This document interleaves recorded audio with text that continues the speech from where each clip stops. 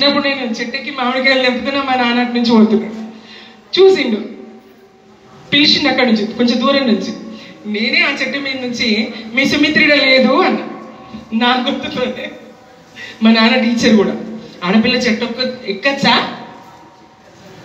ఆయన చాలా ఒక ఝాన్సీ లక్ష్మీబాయిలా ఉండాలని నా పేరు ఝాన్సీ లక్ష్మీబాయి అని పెట్టిన తర్వాత మా అక్క మార్చింది అది పేరు. అట్లా అనుకునేట ఆయన కూడా ఆడపిల్ల చెట్టు ఎక్కొద్దు, పడుతుందేమో, అభద్రత పడుతుందేమో, చెట్టు మీద నుంచి కాలో చేయో ఇరిగిపోతుందేమో అని చెప్పేసి. అట్లా ఏం కాదు, నువ్వు ఎక్కువ, నేను ఎక్కిపిస్తాను, నువ్వు ఎక్కువ, ఏం కాదు, తమ్ముడు ఎక్కిండు, నువ్వు ఎందుకు ఎక్కలేవు అని ఒక ధైర్యం ఇస్తే ఎక్కగలుగుతాడు. పూర్ణ ఎవరెస్ట్ ఎక్కగలిగింది.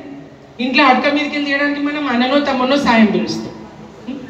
అట్లా మనం ప్రయత్నం చేస్తే, మనం ప్రయత్నం అనేది చేస్తే సాధ్యం కానిది ఏముండదు.